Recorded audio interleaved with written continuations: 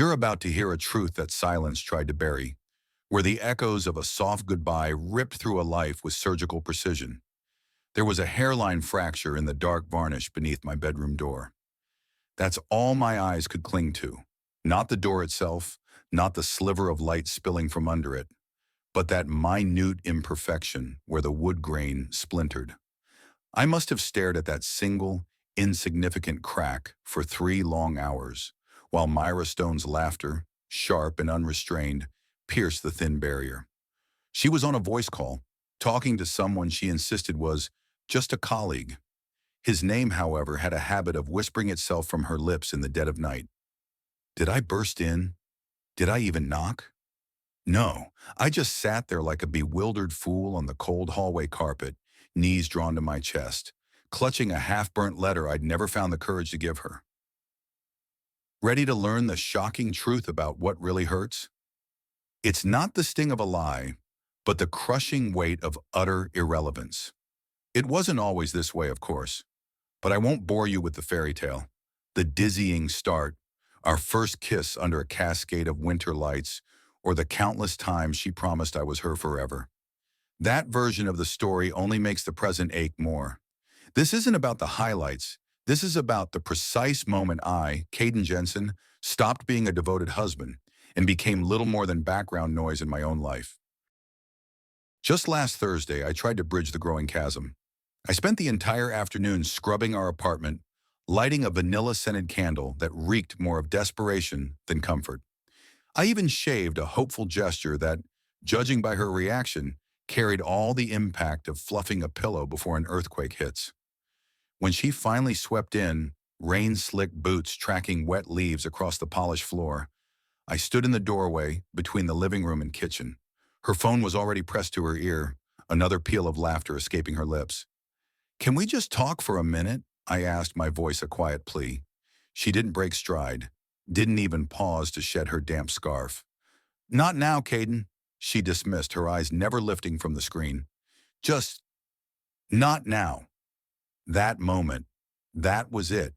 Not a dramatic explosion, not a furious argument, but the loudest, most deafening silence I'd ever experienced. It screamed everything her lips were too comfortable to admit.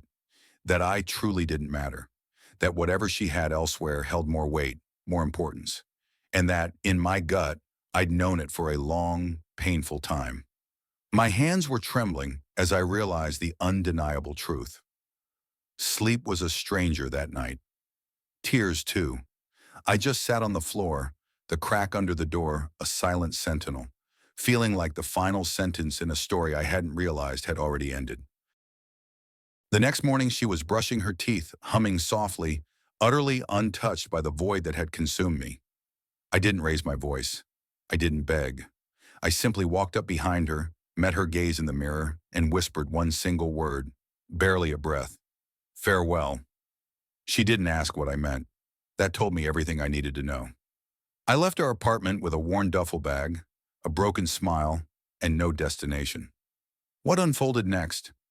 I wish the story concluded there, but the real truth was still lurking, waiting for me, and it was far more sinister than I could have imagined. I didn't venture far that morning. Just 2 blocks down, I parked my car, engine off, my bag tossed in the back seat like I was fleeing something far more substantial than just a woman. The quiet was oppressive, not soothing, but a clawing anxiety that scraped at my nerves. My fingers trembled on the steering wheel, not from the lingering chill, but from the raw admission that it was finally, unequivocally over. Or so I thought. I don't know what magnetic force pulled me back. Perhaps it was cowardice, a refusal to let go without knowing every facet of the truth. Whatever the reason, by noon, I was standing outside our apartment building again while Myra was at work. I still had my key, still had a few essentials inside. My laptop, a box of letters I'd penned to her over the years, never daring to share. But I didn't head for my drawer. My feet, guided by an instinct I didn't understand, took me straight to hers. I don't recall consciously making the decision. One moment, I was hovering in the hallway. The next, I was staring at her laptop, open on her desk. No password, just glowing, waiting. That should have been my first warning. What I found next would shatter everything I thought I knew. There was a folder on the desktop, innocuously labeled invoices. I clicked it. What greeted me wasn't a collection of spreadsheets. It was a gallery of photographs. Her, him, dozens of them. Hidden corners of parked cars, hushed hotel lobbies, the fiery embrace of beach sunsets. Myra in dresses I'd never seen her wear. Him in clothes that still bore the crispness of new tags. They were together in the very city we were supposed to visit for our anniversary, the trip she'd canceled last minute, claiming a sudden illness. My breath hitched, my chest locked, a door slammed shut from the inside. I scrolled through the images in a numb haze, barely registering the timestamps that aligned perfectly with every conference, every girls' night, every solitary evening I'd spent on our couch, silently wondering what I'd done wrong. Then I found it, something far worse than the photos, a video. It was only 10 seconds long, filmed by her. She was laughing into the camera, his arm draped casually around her shoulders. He said something that branded itself onto my memory. "So, when are you finally leaving him?" Myra smirked, her eyes twinkling with a devious glee I hadn't seen directed at me in years, and replied, "Soon. He barely notices when I'm gone." The words she spoke, barely a whisper, echoed louder than any scream. I didn't cry. Not yet. I just sat there on the edge of our shared bed, the laptop heavy on my knees, that single chilling line echoing in my skull like a death knell. He barely notices when I'm gone. That was her undeniable truth. And mine? I had noticed every single time. Here's what no one tells you about betrayal. It's not the grand gestures that break you, but the quiet, calculated dismissals. I closed the laptop gently, as if tucking in a sleeping monster. I left it precisely where it was, untouched, unspoken. Let her wonder if I ever saw it. Let her walk around with a question festering in her mind, a question I'd carried in my heart for months. I took only my box of unread letters. Everything else I left behind. By the time she returned home, the apartment appeared unchanged, save for one detail. I'd placed the small ceramic turtle, a kitschy souvenir from a trip we'd taken years ago, on the kitchen table. A sticky note was affixed to its back. It read, "Now I get it," and I was gone. The next 2 days blurred into a suffocating haze within the cheapest motel I could find on the outskirts of town.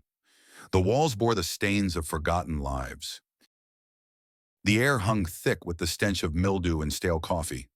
The mattress sagged with more dips than a winding country road. But it was quiet. No laughter echoing from behind closed doors. No fake smiles. Just the sterile silence of a rented room, punctuated only by the occasional knock from housekeeping, which I never answered. Food was an afterthought. Sleep, a distant memory. Her words replayed endlessly in my mind. He barely notices when I'm gone. Why the quiet can be more terrifying than the storm. It leaves you alone with your own destructive thoughts. I swore I wouldn't check my phone, but the compulsion was too strong. 17 missed calls. Most were from Myra, a handful from her sister, and one from a number I didn't recognize. I ignored them all. I wasn't ready to explain anything to anyone, especially not to her. But then, a text message arrived. It wasn't meant for me. It was from that unknown number. It simply read, "He left. What now? You promised." There was no name, no context, just those chilling words. And in that instant, something profound shifted. This wasn't merely an affair. This was premeditated. This was a plan, a conversation I was never meant to intercept. My mind began to race. Did she want me gone? Was she hoping I'd vanish quietly, making way for them to move in together? Had she orchestrated this entire charade? That message ignited a different kind of fire within me. I didn't crave revenge, nor would I even know where to begin with such a thing. But I yearned for clarity. I needed to witness her reaction, not through her curated stories or a fabricated apology. I wanted to see her unravel without her knowing I was watching. This text message wasn't just a clue, It was a detonation trigger. So I did something I never imagined I'd have the nerve to do.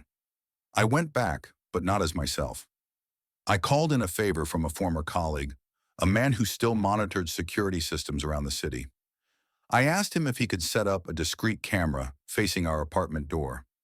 Nothing illegal, just observing the hallway.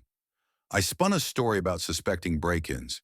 He didn't ask questions, simply said, "Give me 2 hours." In less than 2 hours, the truth would be undeniable. While he worked, I sat across the street in my car, a hoodie pulled low, a baseball cap shadowing my face. I watched the building like a stranger, like I'd never lived there, like I didn't know the exact shade of the curtains or how Myra liked her coffee, burnt and sickly sweet. Then I saw her.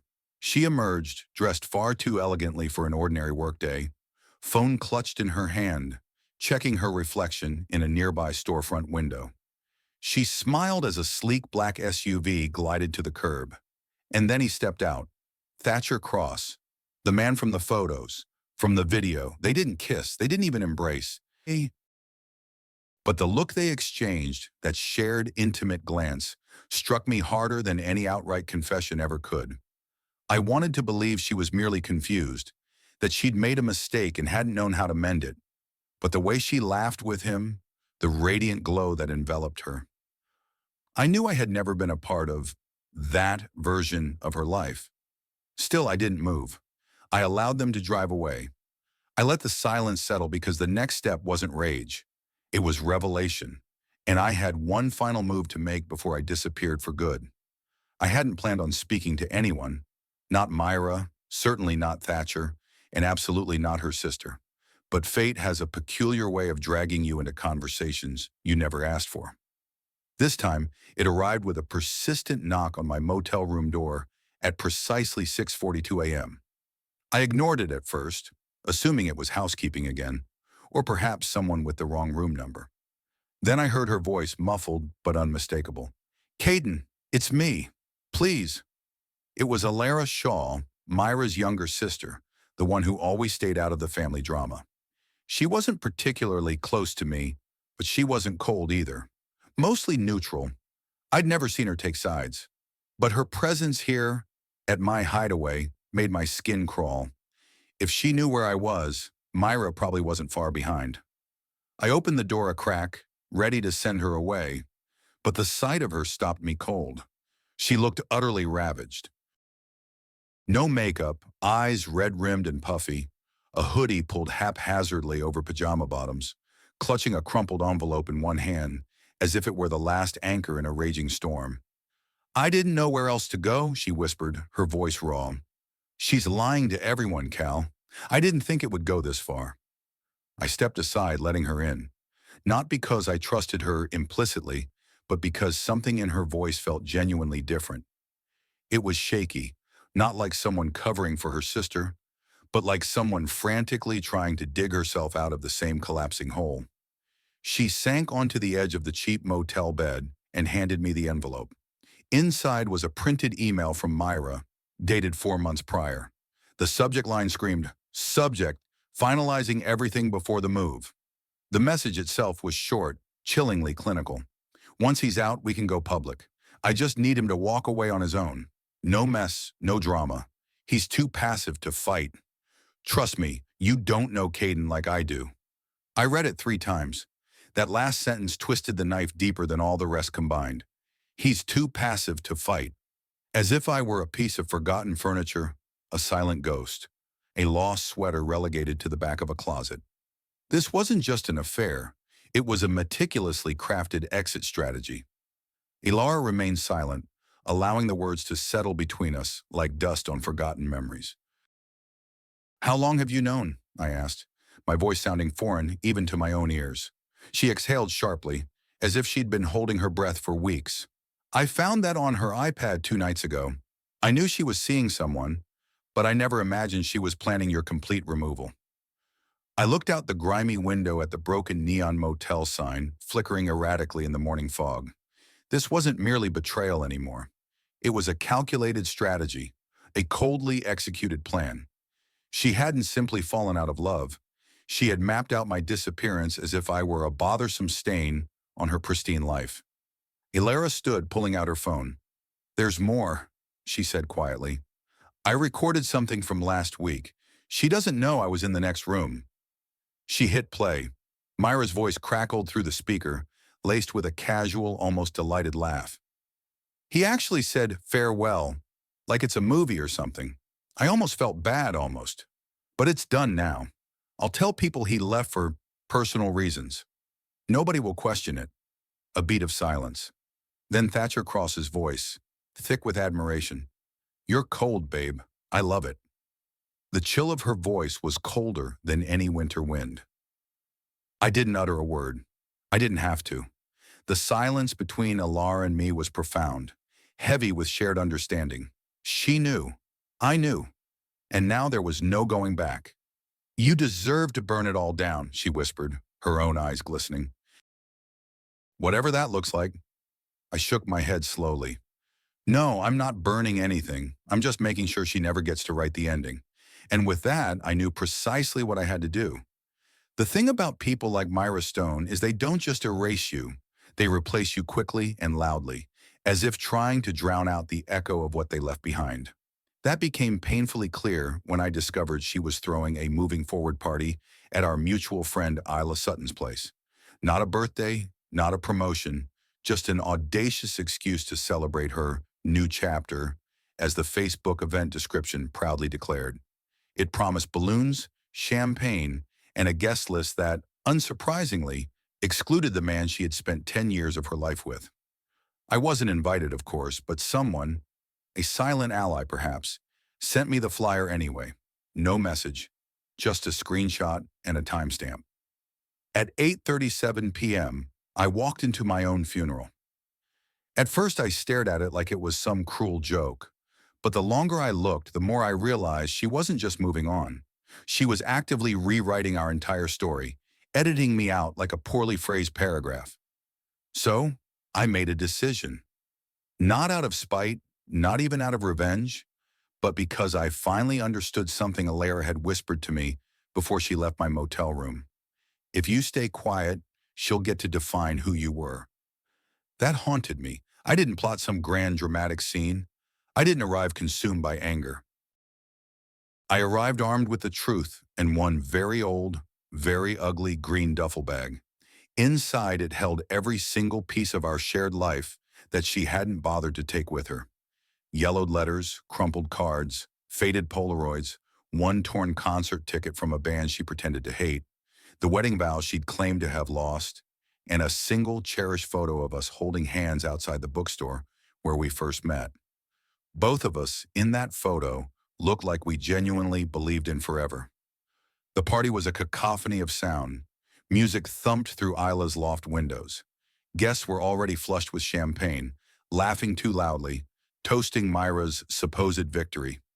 I waited for the perfect moment, right after the cake was cut and Isla had raised her glass for a toast about new beginnings and letting go of the past. That's when I walked in. No one noticed me at first. Not until I set the worn duffel bag gently on the sleek glass coffee table in the center of the room. I didn't yell. I didn't cry. I simply said, my voice cutting through the festive din, "If this is about starting fresh, I figured you might want the leftovers." All eyes swiveled. Conversation died. Myra froze mid-laugh, a plastic champagne flute suspended in her hand, a fake smile plastered to her face, suddenly unsure how to move. She opened her mouth, probably to utter my name in that sharp, embarrassed tone people use when they realize they've lost control of the narrative. But I beat her to it. "This," I said, unzipping the bag with a deliberate, slow motion, "is every piece of us you didn't bother to take. Thought I'd return it before the rewrite gets published." I pulled out the wedding vows first, her delicate handwriting on cream card stock, still creased from being folded into her tiny purse that day. Then a letter I'd written during our second year, detailing my dreams of kids, of building something no storm could ever wash away. Finally, I held up a small flash drive. I didn't play the video. I just held it aloft and said, "You might want to update your version of the story before someone else does." I left before she could speak, before anyone could decide whether to pity me or applaud me, because none of that mattered. What mattered was that for the first time, I didn't just walk away. I left a footprint. This is how you reclaim your story. After the party, I vanished again. I didn't go back to the motel. I didn't return to the apartment. I drove out to the old family cabin nestled deep in the woods, the one no one had visited since my parents passed. No cell service, no Wi-Fi, just creaking floors and dust-covered furniture. I craved that silence. Not the kind Myra had forced upon me, but the kind I chose. I spent 3 days there alone. I believed I was healing, convinced I was putting her behind me, like a storm that had already passed. But the truth was, I was still living in the wreckage, too proud to admit I hadn't even begun to clean it up. On the fourth day, I drove into town for supplies. In the grocery store parking lot, I turned on my phone. 8 voicemails, 22 unread texts. I ignored them all until I saw a message from Alara. "We need to talk. It's about him." I didn't want to know more. I had seen enough. But something about her wording, it wasn't vague. It wasn't about Myra. It was about him. Thatcher Cross. The man she'd left me for. The one in the video. The one who, according to Myra, was worth starting over for. So I called. But what if the predator wasn't just stealing affection, but something far more dangerous?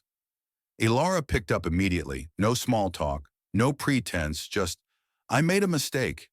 My stomach plummeted. "I thought he was just some new guy," she explained, her voice tight. "Someone she met through work. But I looked him up, and there's something off, Cal. He's not who he says he is." She told me his name. I already knew it, had seen it in Myra's emails, in her contact list. But when I searched it myself that night on a barely functional laptop, tethered to the cabin's shaky internet connection, the first result wasn't a social media profile or a corporate bio. It was a local news article from 4 years ago. "Man implicated in corporate embezzlement scheme walks free after key evidence vanishes." Same name, same face. No criminal charges, but definitely not clean. There were rumors, internal audits, whispered accusations, and yet somehow he had vanished from that world and reappeared in mine like a virus in a clean system. What I uncovered next wasn't just scandalous, it was a criminal enterprise. I sent the article to Alara. She replied instantly, "You don't understand. Myra put your name on some other documents. I saw it." And just like that, the ground dropped out from beneath me. This was never just about betrayal. It was about a setup. She hadn't just wanted me gone. She wanted me buried. Quietly, completely, as if I had never existed. As if she needed to permanently delete her past. And I was the forgotten file in the trash bin she was ready to permanently erase. I stared at the rough-hewn walls of the cabin. Every piece of old family memory suddenly tainted by the thought that my life wasn't merely broken. It was being rewritten without my consent.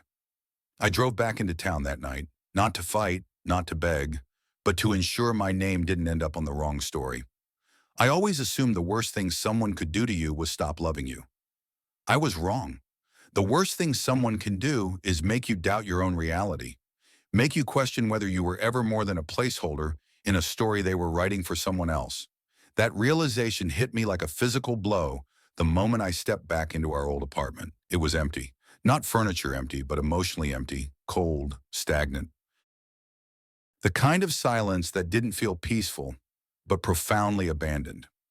I walked from room to room, trying desperately to remember what it felt like to belong here. But all I saw were shadows, ghosts of who we used to be, and I wasn't sure anymore if any of it had ever been real. I went straight to her desk. The laptop was gone, but the drawer wasn't locked. Inside, I found a plain USB drive. No label, no markings, just sitting there as if it had been left behind on purpose, or perhaps forgotten in her rush to erase me. I plugged it into my own laptop back at the cabin. What I found made my hands go numb. There were folders, each one meticulously dated. Inside, spreadsheets, contracts, PDFs with my name on them. My old email address was listed as a secondary contact. Several documents bore electronic signatures. My signature. I had never signed them. I had never even seen them before. They were tied to some kind of shell company, property transfers, loans, The details were murky, but one thing was blindingly clear. Someone had used my identity, not just casually, not just to hide something, but to build something deeply shady with my name as the paper trail.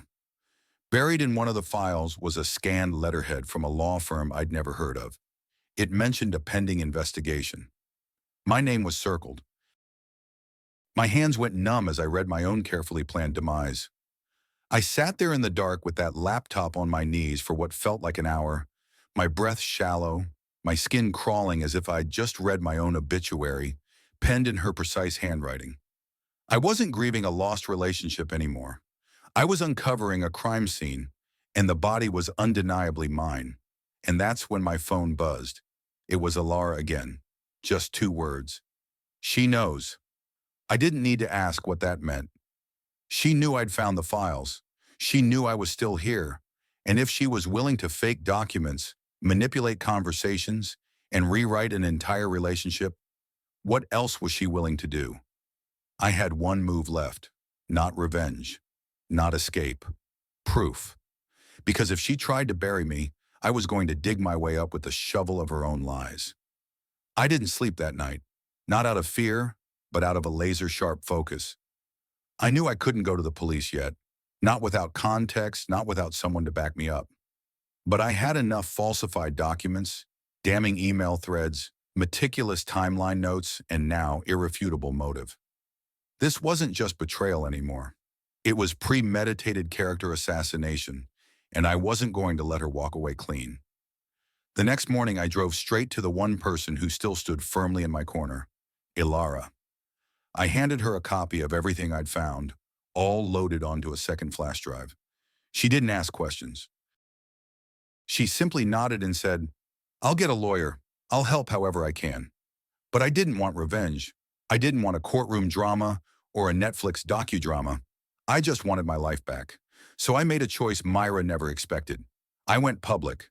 No drama, no hatred, just the unvarnished truth. I wrote a letter, simple, honest. I posted it to a community board we both used, the one where she was always the center of attention with her yoga classes and charity brunches. I titled it, "To Those Who Knew Us and Think They Know What Happened." I explained everything, not in a cruel way, just facts. What I discovered, what was done with my name, what I found in that hidden folder. I didn't blame her. I didn't attack her. I just told my side, the one she had tried so desperately to erase. This is the simple, powerful act that changed everything. And the reaction? Overwhelming.